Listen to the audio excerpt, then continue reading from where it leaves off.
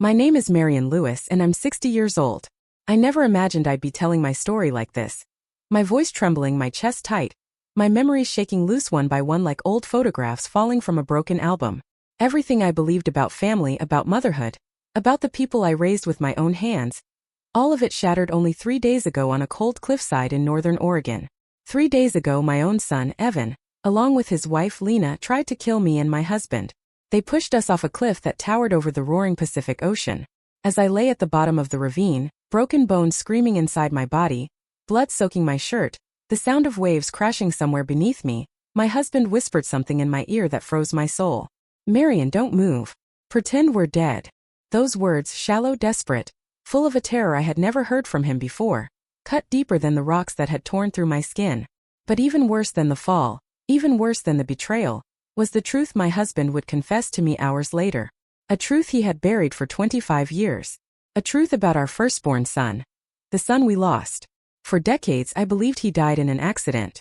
But now, living through my own near murder, I understand the truth. My oldest boy didn't slip. He didn't fall. He was killed. And I spent a lifetime loving the boy who murdered him. I grew up in a small coastal town called Haven Ridge, a place where you can smell salt on the wind even miles from the shore. Seagulls screech at dawn, fishing boats leave the harbor early, and the kind of peace people in noisy cities only dream about hangs in the air like a soft blanket. It was the perfect place to raise a family, and for almost 40 years that's exactly what my husband Robert and I did. I worked as a school librarian, the quiet kind of job that let me lose myself in stories and children's laughter. Robert owned a small furniture shop near the pier. His hands were always stained with sawdust, always building something sturdy and beautiful. A cradle, a table, a rocking chair, things that would live longer than we ever would. We had 2 sons. Our firstborn, Adam, came into this world laughing, truly laughing. The nurses said they'd never heard a baby sound so joyful on his first breath. He grew up full of energy, full of curiosity, full of life. People gravitated toward him. He helped his father in the workshop, helped me carry heavy boxes in the library, helped our neighbors without ever being asked. 5 years later came Evan. Quiet, observant, a child who studied people more than he played with them. I loved him just the same, of course.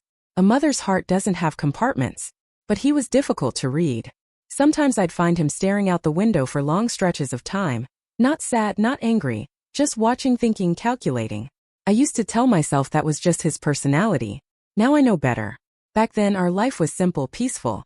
After dinner we'd walk along the harbor, the boys skipping ahead, Robert holding my hand. On Sundays we'd visit my sister Marjorie, whose house always buzzed with noise and hugs and grilled food. She adored both boys, but she always said Adam had the kind of brightness people could see from across a room. I didn't realize it then, but that brightness cast a shadow, one that Evan could never escape. The year Adam turned 20, everything changed. He began to argue with Evan about things he never fully explained to me. I'd hear their voices from their shared bedroom, low at first, then sharp and angry. The moment I walked in, silence. Forced smiles. "It's nothing, Mom. Just brother stuff." But I knew my sons. I knew the sound of trouble. And then one night, late in October, Adam didn't come home. I waited on the porch with a blanket wrapped around my shoulders, telling myself he was with friends or working late on a project. Midnight passed. Then 1.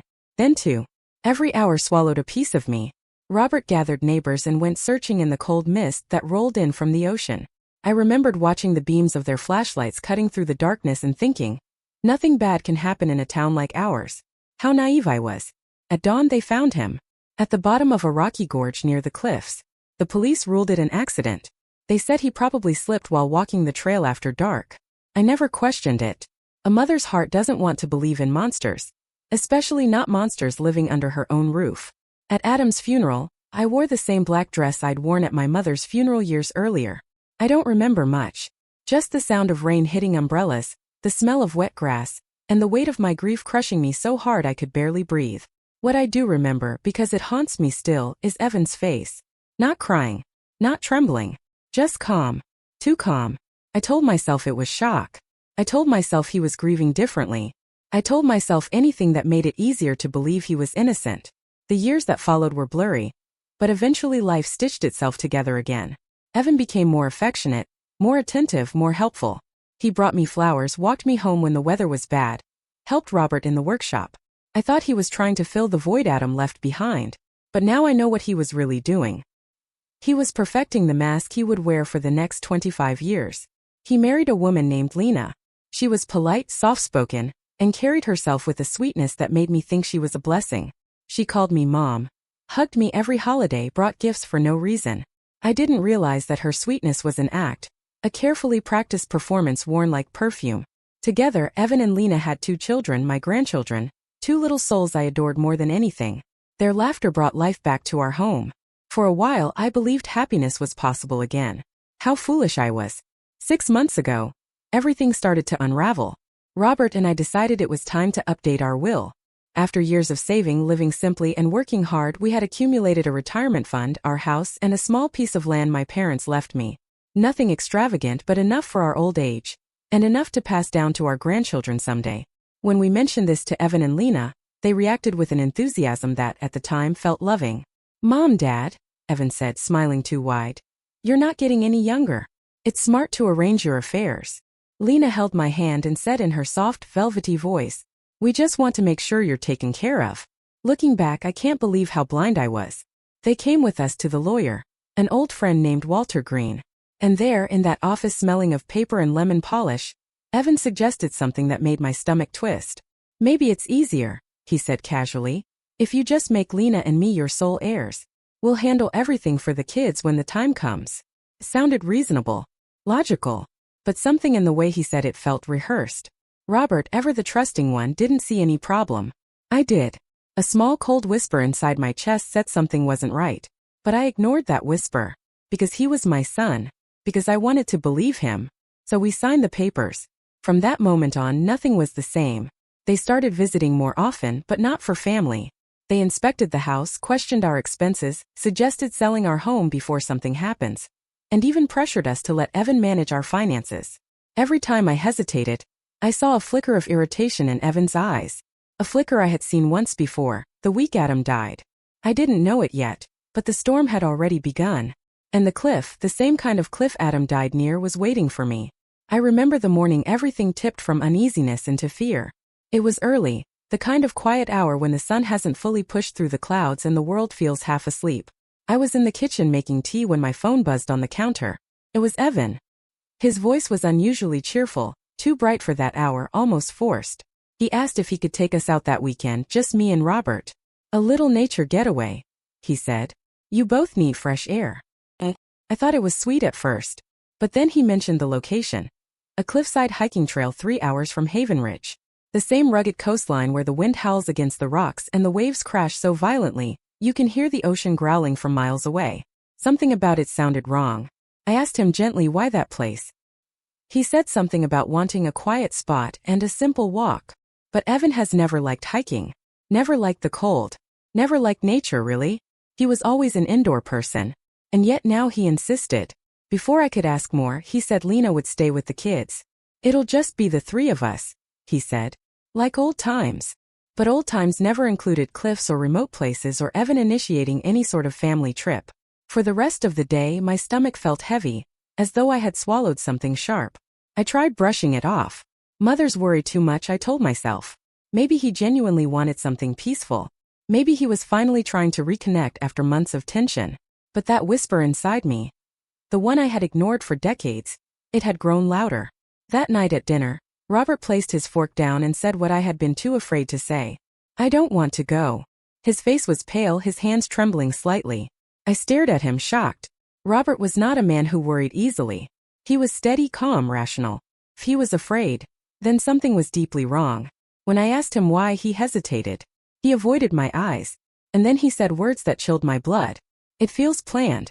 It feels too convenient." I didn't understand. His shoulders slumped, his voice cracked, and he took my hand across the table. I could feel him shaking. "Marion, I've kept something from you. For years. And now I think it's coming back." The room felt smaller. The air thinner. My heartbeat thudded painfully in my chest. I knew whatever he was about to confess wasn't small. It wasn't something like money or a mistake or a hidden debt. I didn't breathe when he began. "The night Adam died, he wasn't alone." My blood froze. Robert continued, voice breaking as if the truth physically hurt him. He told me he had heard the boys arguing that night. Loud. Hostile. He walked in on them just moments before Adam stormed out of the house. And he saw something he never told me. He saw Evan follow him toward the cliffs. Robert paused, swallowing hard. His eyes were glossy, filled with tears he had never allowed himself to shed. I found Evan walking back alone. No coat, no flashlight, just calm. He choked on the next words. And when I asked where Adam was, he said he went ahead. But something in his eyes, something was wrong. He never told me because he convinced himself he was overthinking it. Because the police said no foul play. Because Evan was only 15. Because no father wants to imagine that his child killed his own brother. But he had lived with that guilt, that doubt, that fear, all these years. And now, with the sudden interest in our will, with the strange visits, with Evan choosing a remote cliffside trail, Robert's guilt had transformed into certainty. I felt the room tilting, the air pressing against me. For a moment I thought I might faint. My God! I whispered, my voice barely there. My God, what have we raised? We sat in silence, the truth spreading across the table like a dark stain. My hands shook violently. My heart felt like it was collapsing. I couldn't blame Robert. I understood why he hid it. But I also couldn't process the enormity of it.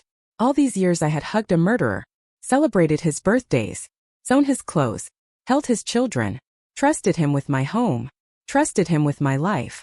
And now he wanted us gone. That night I didn't sleep. Every time I closed my eyes I saw Adam on that cliff. I saw Evan's face the day after the funeral. Calm. Expressionless. Too calm. And then I saw my own death. Morning came, cold and gray. Robert and I sat together on the couch, not speaking. We didn't have the strength for words. The phone rang again. Evan. I watched the screen flash with his name. I couldn't answer. Robert did. And in the gentlest voice he could manage, he said, "We'll go." My heart dropped. I stared at him in confusion, betrayal, fear. But he squeezed my hand and shook his head just slightly, urging me to trust him. When he hung up, I demanded an explanation. "We can't avoid it," he said quietly. "If we cancel, he'll know something's wrong.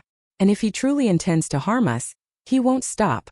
He'll find another way, another day, maybe even here at home. We need to go, but on our terms. A plan. Something that gives us a chance." I couldn't believe the words leaving his mouth. Planning for survival. Against our own son. Tears spilled down my face without warning. "How can we fight our child, Robert? How?" He wrapped his arms around me, his voice cracking. "Because he isn't a child anymore. He hasn't been for a long time." We spent the next 2 days pretending everything was normal. Smiling when Evan video called. Laughing weakly when he joked about the weather. Acting interested when he talked about hiking gear. Every moment felt like a knife twisting into me. Because I was lying to my son. And at the same time I was terrified of him. We packed lightly, just enough to make the trip look innocent. But secretly, Robert tucked a small emergency flare in his jacket, hidden under layers. I carried my phone in my pocket at all times, even when I slept. We told our neighbors we'd be gone for a weekend, subtly hinting at where we would be. Little things. Small protections. But inside, my fear grew with every passing hour. The morning of the trip arrived. The sky was clear, deceptively beautiful. Lena stood in the driveway waving, looking almost too cheerful. I walked up to her, hugged her, and for the first time in 20 years, I felt nothing from her. No warmth. No heartbeat. Just emptiness behind a painted smile. "Take good care of the kids," she said softly. The way she said it made my stomach twist. As Evan started the car, he looked back at us through the rearview mirror. His eyes fixed on me for a long moment. And in that single moment, something inside me broke. I realized I didn't recognize my own son anymore. The drive was quiet. Too quiet. Trees blurred past the windows. The wind howled in gusts against the car. Every mile took us further from safety. Further from the town we had always called home. Further from the life I once believed in. At one point, Evan turned on the radio. A cheerful, upbeat song filled the car. Something so wildly out of place that it made my skin crawl. 2 hours in, he glanced at us and said, "It'll be a great day." I forced a smile. My throat felt like it was closing. When we finally reached the cliffs, the world felt different. The ocean roared below. The air was cold and salty. The trail was empty, isolated. No other hikers. No nearby cabins. No roads. Just us, and the endless drop beneath. My legs trembled as we stepped out. Robert squeezed my hand. Evan walked ahead of us, humming a tune. One I remembered from his childhood. One Adam used to play on the piano. The melody twisted inside me like a blade. I could feel something coming. Something horrible.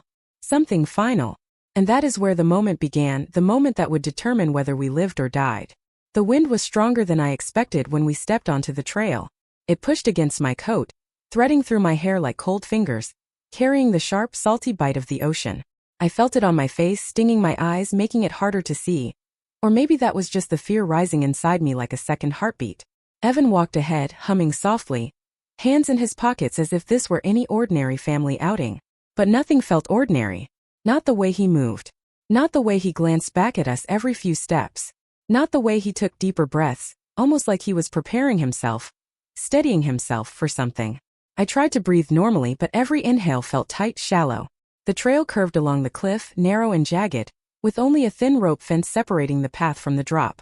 Far below, the waves crashed against the rocks in a violent rhythm, a reminder of how fragile the ground beneath us was. Robert walked close beside me. I could feel tension radiating from him like heat. His fingers brushed my hand occasionally, almost as if checking I was still there, still alive. Every time I looked at him, he gave me a tiny reassuring nod, but I knew he was just as terrified as I was. Evan stopped suddenly. He turned around with a smile glued to his face. "You two okay back there?" he asked. His voice was light, cheerful, but his eyes, they were sharp, focused, watching us the way a hunter watches prey. I managed to find my voice. "We're fine," I said softly, "just taking it slow." He laughed quietly. "You're not that old, Mom." That sentence sliced through me. I don't know why, but it felt wrong, like he was reminding me of something. A countdown. A timeline. A limit I was about to reach. He motioned for us to follow him down the next part of the trail, which dipped lower and edged even closer to the cliffside. The rope fence was missing in sections. The ground was moist, muddy from the previous night's rain. One misstep and a person could slip easily. I stared at the path ahead and felt dread settling around me like a cold fog. I couldn't shake the thought that Adam had walked a path just like this. That he had stood somewhere like this on the last day of his life. That maybe Evan had followed him in the same quiet, determined way he was walking ahead of us right now. I swallowed hard. "Evan," I called. "Maybe we should stay on the upper trail." He glanced over his shoulder, expression unchanged. "No, Mom. This part has the best view. You'll love it." Robert's hand brushed my arm. I knew what he was thinking. If we resisted too quickly, Evan might notice something was wrong. If we acted scared, it could trigger him. If he truly planned to kill us, he needed us calm, trusting, predictable. So we followed. Every step felt heavier than the last. The wind grew louder, more violent, pulling at our clothes. Evan walked faster, with purpose, almost impatiently. We tried to keep up, but the ground was uneven, sloping toward the drop. At one point I slipped slightly. Robert reached out quickly and caught my arm. "Careful," he whispered. Evan turned just in time to see Robert holding me. His expression tightened. For a moment, just a small moment, I saw something dark flash behind his eyes. Concern? Annoyance? Impatience? I couldn't tell. But it wasn't love. It wasn't worry. It was something cold. A shiver climbed my spine. When we reached a wider section of the trail, a flat ledge overlooking the endless ocean, Evan stopped again. He stood near the edge, looking out at the water below. "This," he said softly, "is where I used to come with Adam." My heart dropped.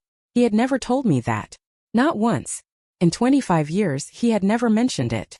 He turned toward us, and for a split second I saw the boy he used to be, the one who sat quietly at the dinner table, the one who watched people instead of speaking, the one who always seemed to be analyzing the world like a puzzle he needed to solve. "It's peaceful, isn't it?" he asked. Robert nodded slowly. "It is." But I didn't answer. I couldn't. My lips were trembling. Evan stepped closer to the drop. Too close. The wind tugged at his jacket, making it flap like a loose sail. "Come here," he said to us. "You can see the waves better from here." Everything inside me screamed. Every instinct. Every memory. Every motherly intuition I had buried for decades. This was it. This was the moment. I hesitated, only for a fraction of a second, but it was enough. Evan's smile faded. His eyes narrowed. He looked at me, really looked, as if searching my face for the truth behind my hesitation. "Mom, why do you look scared?" My breath caught. I opened my mouth, but nothing came out. My throat was tight. My palms were damp. Robert stepped slightly in front of me, just a small movement, barely noticeable but protective. Evan's gaze flicked from him to me. His jaw clenched. And that was the first moment, the very first second, when I saw the truth clearly. He knew. He knew we suspected something. He knew we weren't just here for a hike. The air changed. The silence grew heavy. Even the waves below seemed to still for a heartbeat. Evan took a step toward us. A calm, measured step. "Mom," he said quietly, "why aren't you coming closer?" I tried to steady my breathing. I forced a shaky smile. It's just the height," I whispered. "You know I'm nervous around cliffs." He stared at me, expression unreadable. Then he said something that made my knees weaken.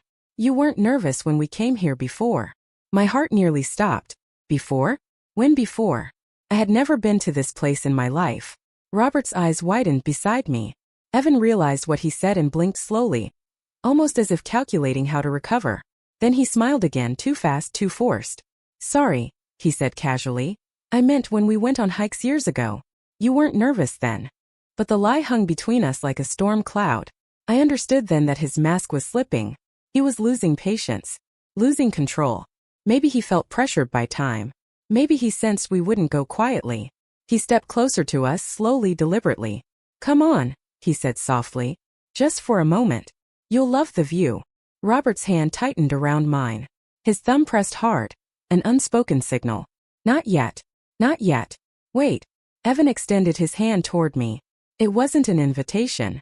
It wasn't guidance. It wasn't help. It was a command. I knew that if I took his hand, if I let him guide me closer to the edge, it would be the last step I ever took. The wind whipped my hair across my face. My heartbeat thudded against my ribs. My legs felt frozen in place. And then I saw it, just a flash, but I saw it. Evan's fingers twitching slightly, like he was preparing to grab my wrist. A push disguised as a stumble. A fall disguised as an accident. A death disguised as the wind. That was the moment I realized something terrifying. He had done this before. He knew exactly how to make it look natural. Exactly how to position himself. Exactly how far to stand. Exactly how to push. A cold chill traveled down my spine. I could hear my heartbeat in my ears as Evan held out his hand, waiting, no, insisting that I step closer to the edge. The wind whipped so fiercely I could barely stand straight. The ocean roared below, waves smashing against jagged rocks like a warning from nature itself, telling me that one wrong move would be the end. For a moment I couldn't tell what was louder, the crashing sea or the fear hammering inside my chest. Robert moved slightly, almost imperceptibly, positioning himself more squarely between Evan and me. But Evan noticed. His eyes flicked to Robert's stance, and his smile thinned into something almost sharp, almost threatening. "Dad," Evan said quietly, "you're hovering." Robert forced a laugh, strained and awkward. "Just making sure your mother doesn't slip," he replied. "You know how strong the wind is." Evan's jaw twitched. "Oh, I know," he said. "That's why I'm helping." He extended his hand again, this time a little farther, waiting for me to grasp it. I didn't move. In that second, the world seemed to slow. His smile froze on his face. His eyes hardened. There was no more pretending. The mask of the sun I knew shattered. A cold, heavy silence settled between us. Even the wind seemed to pause, as though the entire cliff was holding its breath. Robert's grip tightened painfully around my hand. Another silent warning. Evan noticed that too. His voice dropped lower, quieter, almost a whisper lost in the wind. "Why are you scared of me?" The question cut through the air like a blade. I felt my throat close. I wanted to deny it. I wanted to lie to protect myself. But I knew the truth had already reached him. He saw it in my eyes the moment I hesitated. He read it on my face the way he had read people his entire life. He took one slow step forward. "You think I'm going to hurt you?" he whispered. I didn't answer. I couldn't. My lips trembled too violently to form a word. Robert spoke instead. His voice was steady, but I could hear the tension beneath it. "No one thinks that, Evan. We're just cautious. The trail is slippery." Evan looked at him with a cold sort of amusement, eyes unblinking. "Is that what you think?" he said softly. "Is that what you've been telling her?" Robert inhaled sharply, caught off guard.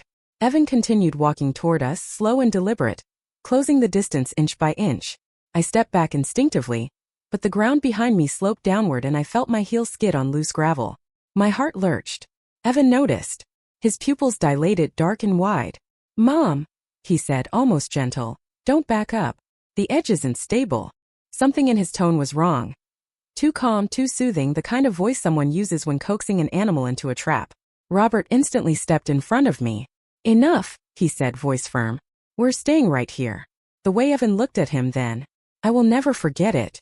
For the first time in my life, I saw my son look at his father not with respect, not with frustration, not with love, but with calculation, as if he were assessing an obstacle. He tilted his head slightly, a small, unsettling motion. His lips curved, not into a smile but into something eerily close. "Move," he said quietly. Robert didn't. Evan's fingers curled slightly, his body tensing, and in that moment, I realized something chilling. If Robert moved, we would die. If Robert didn't move, he still might try. The wind surged again, pushing at us violently. Evan stepped closer, faster this time, feet crunching against gravel. My breath hitched. Everything inside me screamed. "Stop," I whispered. It came out broken, barely audible. He paused only for a second. His eyes snapped to mine, and for the briefest moment, I saw something flicker there, something twisted and painful. And then he said words that tore through me. "I did everything right. Everything. And you still fear me." Robert swallowed hard. "Evan." "No," Evan snapped, voice cracking. "Don't talk. You've talked enough." He took another step, closing the last bit of safe distance between us. The cliffside was only a few feet behind him now. The wind gusted, sending pebbles rolling toward the edge. I could feel it, the shift. The moment when tension transforms into action. When suspicion turns into certainty. When desperation becomes danger. Evan reached out suddenly toward me, and Robert reacted instantly, stepping in front, grabbing Evan's arm before it touched me. The movement was fast, instinctive, filled with fear and love and a father's last line of defense. Evan's expression twisted. "Don't," he said through clenched teeth. The air around us crackled with the electricity of something unavoidable, something irreversible. Robert held his ground. "Evan, we're going back to the car. Now." Evan stared at him, breathing hard. "You're ruining everything." My heart pounded so loud I thought it would burst. "Evan," I whispered. "Please, let's just go home." But instead of calming him, my voice seemed to break something inside him.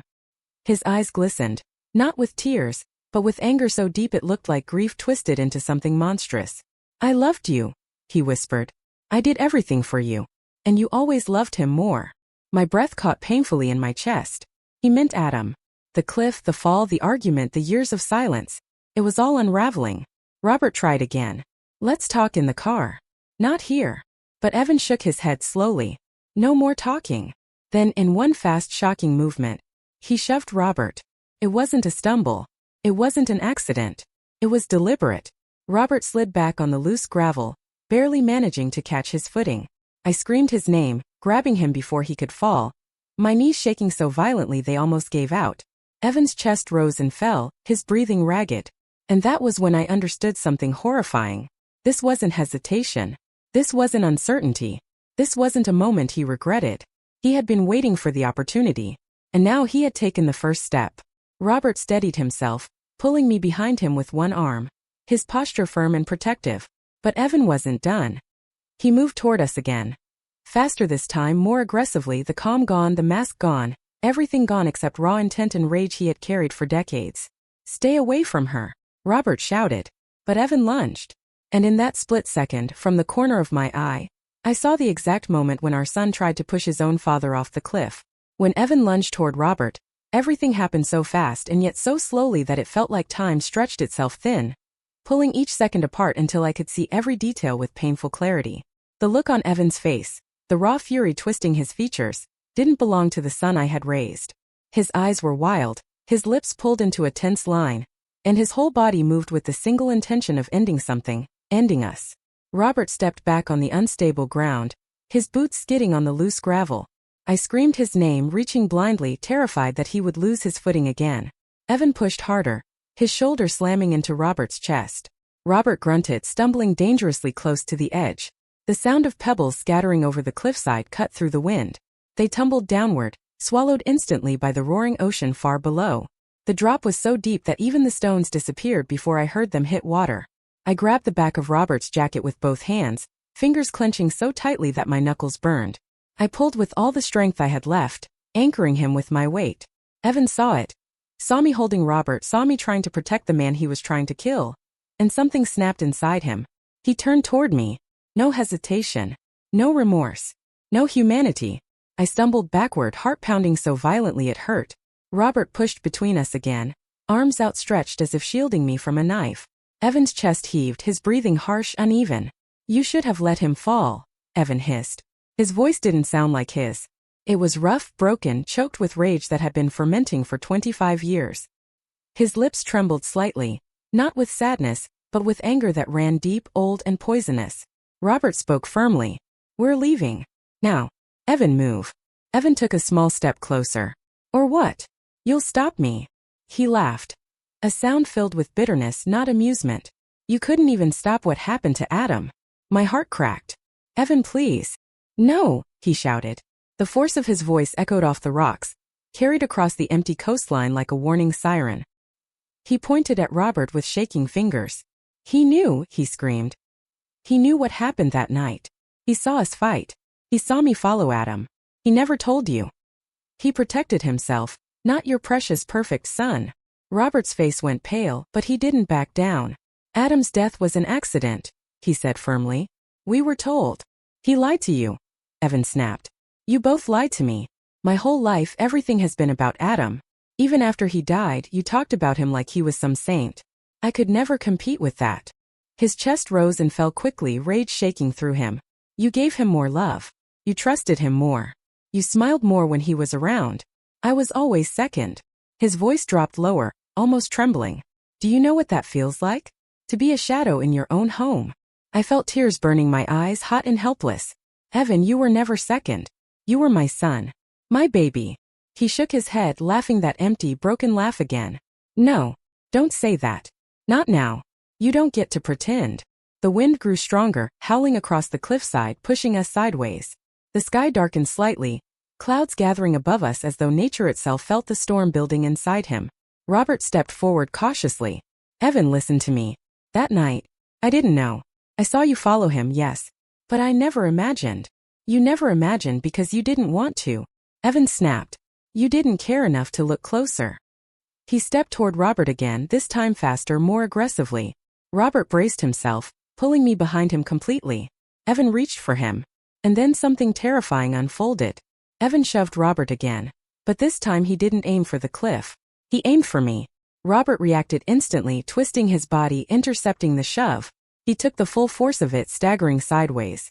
His foot slipped on the wet ground and he went down on one knee. Stop! I screamed, rushing toward him. But Evan grabbed my wrist. His fingers dug into my skin, hard enough to bruise. I gasped from the sudden pain, but the real terror came from the look in his eyes as he held me. Cold, focused, certain. He said in a voice that didn't sound like a voice at all, more like a growl. If you won't choose me, then you won't exist. My breath stopped. My legs weakened. For a moment I truly believed that was how I would die. At the hands of the son I had held, fed, bathed, loved. A son who once slept curled against my chest as a baby. But then Robert surged up from the ground with a strength fueled by pure desperation. He slammed into Evan's side, knocking him away from me. Evan stumbled backward, his grip releasing my wrist. But the ground behind him was loose. His foot slipped. His balance broke. His arms flailed for something, anything to hold on to. For a moment I thought he would fall. For a moment I thought fate had taken over. For a moment I saw fear flash in his eyes. But he caught himself at the last second, grabbing onto a protruding rock. His body slammed against it hard, but he held on, breathing roughly. He pulled himself up, face twisted with fury. You pushed me, he snarled at Robert. Robert shook his head, panting. I pulled you away from her. You pushed me. Evan screamed, spitting rage through gritted teeth. Just like you pushed Adam. The accusation hit the air like thunder. My heart stopped. My voice died in my throat. Robert froze, truly froze. His eyes widened, his lips parted, and for a moment, he looked like he had been struck. What? I whispered. Robert, what does he mean? Evan laughed. High, manic, breathless. Oh, he didn't tell you that part, did he? Robert shook his head violently. No. No, Marion, that's not true. But Evan cut him off. He was there, Mom. That night. He didn't just see us argue. He followed us. All the way to the cliff. My world began to tilt. Evan, stop lying, Robert said, stepping toward him. But Evan kept talking, words tumbling out like poison. He grabbed Adam, trying to pull him back, and they both slipped. Adam fell. Dad didn't. The ground under my feet felt suddenly unstable. Not because of the cliff, not because of the wind, but because the truth was cracking open like an earthquake. I looked at Robert. His face had gone white. Too white. The kind of white that only comes when someone hears truth they never wanted to face. Robert, I whispered. Tell me he's lying. He swallowed. He didn't speak. Evan smiled slowly. An awful victorious sort of smile. You didn't lose one son that night, Mom, he whispered. You lost both. Tears streamed down my face. My knees felt like water. I backed away from both of them, shaking uncontrollably. Stop, I begged. Please stop. The storm inside the sky broke. The wind howled louder. Clouds rolled over the sun, darkening the trail. Evan stepped closer to me again. And Robert stepped between us again. Two men. My husband. My son. Both staring at each other like enemies standing on a battlefield made of blood and truth. Mom, Evan said softly, come with me. I'll explain everything. But we need to go. Now. No, Robert said firmly. Evan's face hardened. Then he lunged again full force. Robert collided with him, and the two of them crashed onto the ground, wrestling dangerously close to the cliff edge. Their bodies rolled through gravel and mud, gripping each other, fighting with primal desperation. I screamed their names. Neither looked at me. Neither heard me. They pushed, pulled, fought, grunted through pain and fury and years of buried secrets. And then, when I saw their bodies sliding toward the cliff edge, my scream tore through the air with a sound I didn't know I was capable of making. It was a sound born from decades of love, fear, guilt, and the unbearable truth that lay between these two men, one who shared my life and one who shared my blood. The gravel beneath them scattered. Pebbles shot over the edge like tiny bullets disappearing into the ocean's open mouth. The wind howled louder, almost drowning out the frantic scraping of their boots against the earth as both fought to gain control. Robert gripped onto a root protruding from the ground, his fingers bleeding from the pressure. Evan clawed at his father's arm, pulling, dragging, trying to break his hold. The two struggled like men possessed. I could hear their breaths, ragged, desperate, furious. I fell to my knees, crawling toward them despite the shaking in my limbs. Stop. Please stop. Both of you. My voice cracked, dissolving into sobs. Please. I can't lose both of you. But neither heard me. Or maybe neither cared anymore. Evan managed to pin Robert's shoulder down, pushing him closer to the edge. Their faces were inches apart, father and son, locked in a battle rooted deeper than anything physical. All the silence, all the secrets, all the resentment. It was all erupting here on this cliff, far away from the world where we once lived peacefully. Let go, Evan shouted, grabbing Robert's wrist and trying to pry it from the root. No. Robert's voice was hoarse, panting. You don't get to do this, Evan. You don't get to kill your mother too. My heart crashed violently inside my chest. I stared at them, hardly recognizing either man. The storm clouds gathered above us, casting everything in a shadowed gray light. Evan's hand slipped for a moment. His knee hit the mud, sliding. Robert pushed him off, scrambling backward away from the edge. Evan rolled, caught himself, and lunged again. But this time Robert anticipated it. He grabbed Evan's jacket, yanked him sideways, and both tumbled into a shallow ditch just a few feet from the cliff. Mud splashed, stones flew, and their bodies collided with a thud that made me wince. I crawled to them, trembling uncontrollably, reaching out but too afraid to get too close. Please, please, Evan. Robert, stop. Evan shoved Robert backward and scrambled to his feet. His face was covered in dirt, his hair blown wildly by the wind. His eyes, God, his eyes looked darker than I had ever seen them. Not simply angry, not simply jealous. They looked broken, fractured, completely unhinged. You think you can protect her? He shouted. You can't protect anyone. You couldn't protect Adam. Robert's voice cracked. Adam's death. Say it. Evan roared. Say it. I didn't kill him. Robert shouted back, his voice trembling. I tried to save him. I grabbed him, but the ground gave way under him. I couldn't hold on.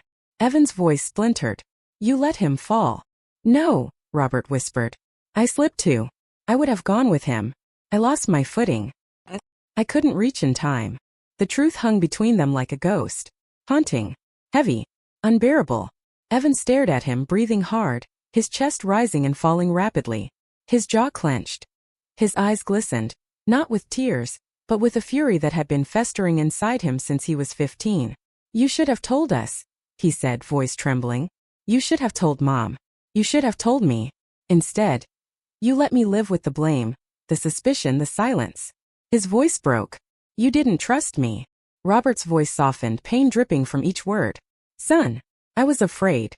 I was afraid if I said it out loud, I would break your mother. I was afraid I'd lose the last son I had left. Evan laughed sharp, hollow. You lost me the moment Adam died. And then he moved. He lunged at Robert with a sudden explosive force.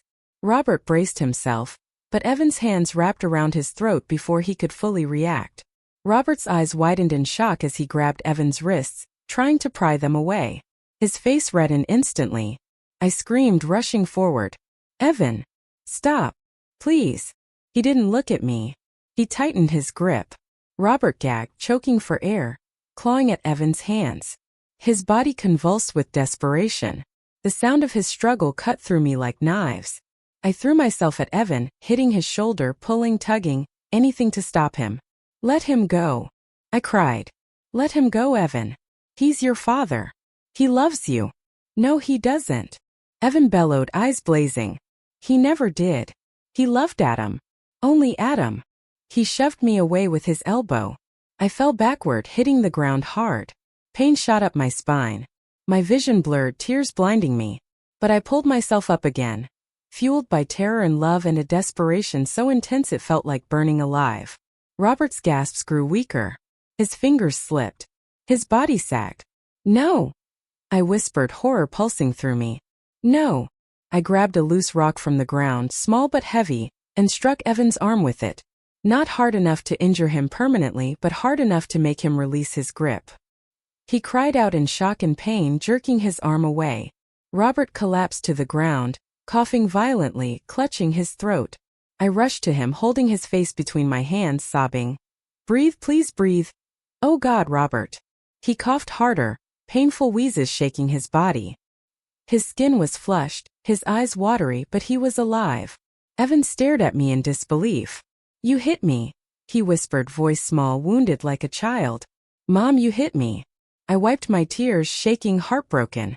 I had to, I whispered. You were killing him. He blinked, stunned. Something collapsed inside him in that moment. Crack. Fracture. Then something else rose up in its place.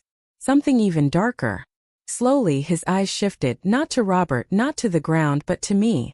You chose him, he whispered. No, I said instantly. I chose life. I chose to save your father. You chose him, he repeated, voice trembling with bitterness so deep it felt like it poisoned the air between us. Just like you always chose Adam. My breath caught. Evan stood slowly, step by step, his body shaking, his fists clenched, his hair sticking to his forehead in damp strands, his entire being trembling with volcanic rage. If you won't come with me willingly, he whispered, I'll take you by force. I froze. Robert struggled to stand, his legs weak, hands still shaking from the choking. Don't touch her. But Evan was already moving. Faster now, a force of pure emotion, pure desperation, pure breaking. He reached for me. I backed away, heart hammering, the cliff at my right, Robert gasping behind me. Evan lunged. And this time, I slipped. My foot hit a patch of wet gravel, my ankle twisted, and the world tilted sharply. I fell sideways, my body sliding toward the cliff. I grabbed at the earth, my fingers scraping mud and stone as the ground disappeared beneath me. Marianne! Robert's scream was pure agony. Evan's eyes widened in shock. I slid further. My body tilted. My legs dangled. The wind roared beneath me. The ocean screamed below. I was falling. And then, a hand grabbed my wrist. Not Evan's. Not Death's. Robert's. His fingers dug into my skin with a strength he shouldn't have had left. Hold on, he choked. Marian, hold on. I cried out, clutching his hand with both of mine, my body dangling over the abyss. My feet searched for something, anything, but there was nothing. Only air and the violent ocean far below. Evan stared at us, breathing hard, chest heaving, hair wild. His face contorted. Not with relief. Not with fear. But with rage. You'd rather die than come with me, he whispered. No, I gasped, clinging to Robert. But Evan stepped forward. Toward us. Toward the edge. Toward me. And in his eyes, I saw the decision forming. Not confusion. Not hesitation. A choice. A final choice. A choice he had made 25 years ago. A choice he was making again. He reached for me. And Robert, with the last ounce of strength left in his battered body, shouted, "Run!" But there was nowhere left to run. Robert's scream echoed through the cliffs, swallowed almost instantly by the wind. My arm burned where he held me, his grip slipping from the sweat and mud coating our skin. My legs dangled helplessly over the drop, the ocean roaring beneath me like a beast waiting for its final meal. Above me, Evan stood at the cliff's edge. He wasn't hesitating anymore. He wasn't confused. He wasn't torn. He knew exactly what he was about to do. His eyes locked onto mine, dark, hollow, trembling with a madness that had grown inside him for decades. He took a slow step forward, his boots crunching on gravel, and my heart clenched so hard I thought it would stop. "Evan," I whispered, choking on tears. "Please, please don't do this." He tilted his head slightly, like a child confused by a simple question. "Why not?" he said softly. I couldn't breathe. "Because I'm your mother." His expression didn't change. Not even a flicker of softness. "No," he whispered. "You were Adam's mother. You were never mine." The words tore through me with such force I nearly lost my grip. Robert growled from above, struggling to pull me upward, his breath ragged and painful. "Evan," Robert rasped, "if you touch her, I swear to God." "You swear what?" Evan snapped, voice cracking. "You can't even save her." He lunged toward Robert, and instinctively, Robert shifted his body to protect me, loosening his grip for a single half-second, and my body dropped another few inches. I screamed. Robert grabbed me again just in time, fingers digging into the fabric of my jacket. "Marion," he gasped. "Don't let go." "I'm trying," I sobbed. "I'm trying." Evan reached for Robert, trying to pry his hand off my arm. "Let her fall."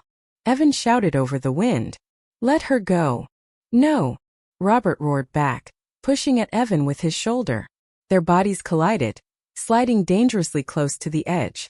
Evan stumbled, caught himself, then lunged again, this time not at Robert, but at me. His hand shot downward, reaching for my wrist, not to save me but to pull me loose. And that was the moment I finally understood. It wasn't about the will. It wasn't about the inheritance. It wasn't about that night 25 years ago. It was about punishment, pain, a lifetime of resentment boiling over into violence. I realized with heartbreaking clarity that Evan didn't just want me gone. He wanted me to suffer. He wanted me to feel the way he felt. Unseen, unloved, unwanted. He wanted to destroy the last thing he believed stole everything from him. Me. His hand brushed my sleeve, cold fingers digging in. "No," I whispered, throat trembling. "Please. I love you." "Liar," he hissed. And he pulled. My body jerked downward. Robert shouted, a broken animal sound exploding from his chest as he clamped both hands around my forearm. The tendons in his neck strained, muscles shaking violently. "Let her go," Evan cried, pulling harder. But in that split second, Robert made a choice. He let go of the cliff root with his other hand and used his entire weight to pull me upward in one desperate motion. The force shocked Evan. He slipped, not from the cliff but from balance, falling sideways onto the ground. In one final excruciating heave, Robert pulled me up onto solid earth. I collapsed onto him, sobbing into his chest, shaking uncontrollably. He held me for one breath, just one, before Evan rose again. Angrier. More determined. More broken. He sprinted toward us. I screamed and scrambled backward on my hands, pulling Robert with me, but he was too weak, too battered. Evan reached us, grabbed a fistful of Robert's jacket, and began dragging him toward the edge. "No," I cried, grabbing Robert's legs, trying to pull him back. "Let go of him." I screamed at Evan, hitting his shoulders, clawing at his arms. "Evan, stop." But he didn't even look at me. His face was twisted in rage and despair. "You took everything from me," he sobbed. "Everything." Robert coughed, voice shaking. "Son, please don't do this." But Evan only tightened his grip. And for the first time I saw tears fall from his eyes. Not tears of sorrow or regret. Tears of anguish. Years of buried torment erupting at once. He was too far gone. With a final desperate shout, Evan tried to roll Robert toward the cliff. But Robert did something I never expected. He let go. He stopped fighting. Stopped pulling. Stopped resisting. He looked up at Evan, directly into his son's broken eyes, and whispered, "I'm sorry." The words froze Evan, just for a moment, and that moment was enough. Robert twisted his body, bracing his heels against the ground, and shoved Evan backward, not to kill him, but to stop him. But Evan wasn't prepared.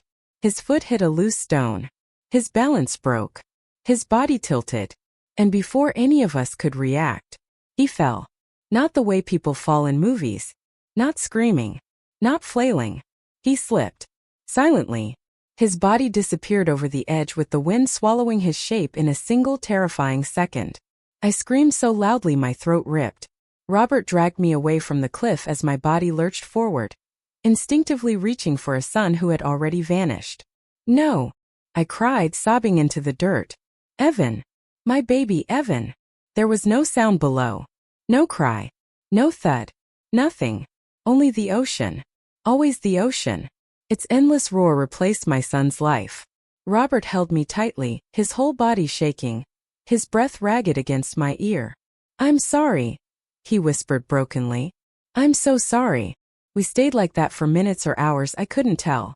The world blurred. The sound of waves became a dull hum. My body felt cold, numb, disconnected from itself. Eventually, emergency crews arrived, because a hiker had heard our screams echoing across the cliffs. They found us collapsed together, my hands stained with dirt and blood, Robert's face swollen and bruised, both of us shaking uncontrollably.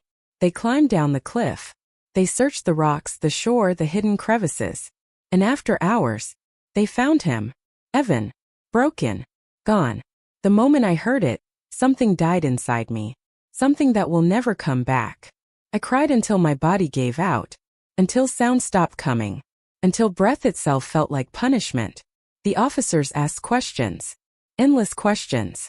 About the struggle. About the fall. About the truth. But I couldn't speak. Robert did. He told them everything. He didn't lie. He didn't protect himself. He didn't hide the mistakes that haunted him. And when they finally drove us home, our home, it didn't feel like home anymore. It felt like a grave. The next days blurred. Robert was hospitalized with fractured ribs and a torn shoulder ligament. I sat beside him holding his hand, my eyes swollen, throat raw. We buried Evan 3 days later. Just a small service. Quiet. Private. No speeches. No long eulogies. Just a mother crying over a life she couldn't save. People talk about heartbreak like it's poetic. Like it's a soft ache. A slow grieving. But it's not. It's violent. It's brutal. It shreds you from the inside out. Losing one son had nearly destroyed me. Losing the other. That finished me. Robert never fully recovered, physically or emotionally. But he held me every night. Let me cry into his chest until I fell asleep. Let me whisper all the things I wished I could tell my sons. Both of them. And sometimes when the house is quiet, I think of Evan's last glance, the hollow despair in his eyes, and I wonder if things could have been different. If I could have loved him louder. If I could have seen his pain sooner. If I could have given him a world where he didn't feel second to anyone. But a mother's guilt is eternal. And some stories don't get happy endings. This is mine. A story of love. A story of loss. A story of 2 sons. One taken by fate. One taken by rage. And a story of the mother left behind. To live with both. The wind still frightens me now. The sound of waves too. Some nights they blend together in my dreams. The wind and the ocean. Sounding just like that cliff. Where I almost died. And where my son did. But every morning I wake up. I breathe. I keep going. Because the world doesn't stop for broken hearts. And mine is learning how to beat again. Through the cracks.